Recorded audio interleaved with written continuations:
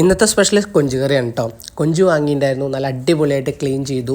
ഉപ്പും മഞ്ഞൾപ്പൊടിയും ഒക്കെ ഇട്ടിട്ട് നല്ല അസലായിട്ട് കഴുകി വൃത്തിയാക്കി സെറ്റാക്കിയിട്ട് ഉള്ളി, പച്ചമുളക്, തക്കാളി, ഇഞ്ചി, വെളുത്തുള്ളി ഒക്കെ കൂടി ചേർത്തിട്ട് നമ്മളൊരു പെടേൻ്റെ പടയ്ക്കാൻ പോകണം. അപ്പോൾ കൊഞ്ച് വാങ്ങിക്കഴിഞ്ഞാൽ ഏറ്റവും കൂടുതൽ എല്ലാവരും ശ്രദ്ധിക്കേണ്ടത്, കുറേ ആൾക്കാർക്ക് അലർജി ഉണ്ട്. അപ്പോൾ അലർജി ഉണ്ടാവാണ്ടിരിക്കാൻ വേണ്ടിയിട്ട് നല്ല ക്ലീൻ ചെയ്യുക. അതിൻ്റെ ബാക്ക് സൈഡിൽ അതിൻ്റെ ചളി ഉണ്ടാവും, അത് കീറി കളയണം.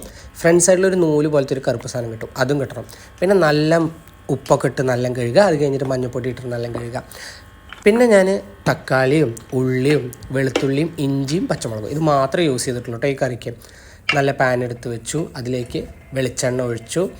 അതിലേക്ക് നമ്മൾ ഉണ്ടാക്കി വെച്ചിട്ടുണ്ടായിരുന്ന വെളുത്തുള്ളിയും ഇഞ്ചി പേസ്റ്റും കൂടി ഇട്ട് കുറച്ച് നേരം ഒരു ബ്രൗണിഷ് ആകുന്ന വരെ ഇളക്കി കൊടുത്തു.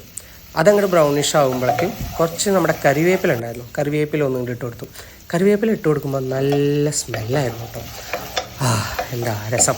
അത് കഴിഞ്ഞിട്ട് നമ്മൾ ഉള്ളി ഇട്ട് കൊടുത്ത് ഉള്ളി നല്ല വണക്കി നല്ല പേസ്റ്റ് ആവുന്ന വരെ ഞാനിങ്ങനെ ചെയ്തു കേട്ടോ.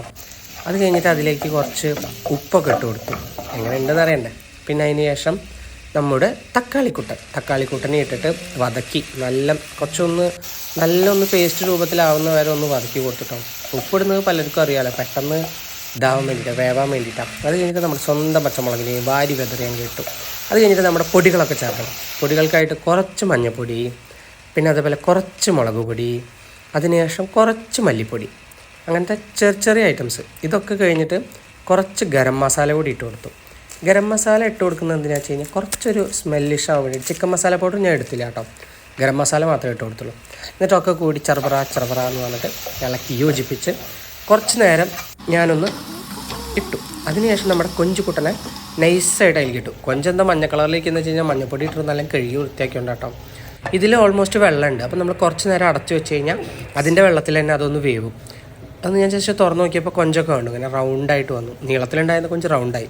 ചൂടാകുമ്പോൾ അതങ്ങോട്ട് ഇതാവുക. എന്നിട്ട് കുറച്ച് വെള്ളം ചേർത്ത് കൊടുത്ത് വീണ്ടും ഒന്ന് ഇളക്കി അടച്ചു വെച്ചു. ഒരു 4 മിനിറ്റ് നമുക്ക് വെയിറ്റ് ചെയ്യാം. 4 മിനിറ്റ് കഴിഞ്ഞ് തുറന്ന് നോക്കിയപ്പം നമ്മുടെ കറി റെഡി. സ്മെല്ലടിച്ചിട്ടൊരു രക്ഷയുണ്ടായിരുന്നില്ല. ചോറും കൂട്ടി കഴിക്കാൻ അടിപൊളിയായിരിക്കും. മോൾക്ക് ഒന്ന് ട്രൈ ചെയ്യാം എന്ന് വിചാരിച്ചിട്ടാണ് ഞാൻ ഈ സാധനം വാങ്ങിയിട്ട് ഉണ്ടാക്കിയത്. മോൾക്കും ഈ സംഭവം ഭയങ്കരമായിട്ട് ഇഷ്ടമായി. അപ്പോൾ ഇങ്ങനെ ഒന്ന് കറി ചെയ്ത് നോക്കും. അപ്പോൾ അടുത്ത വീഡിയോയിൽ കാണാം കേട്ടോ. ബൈ.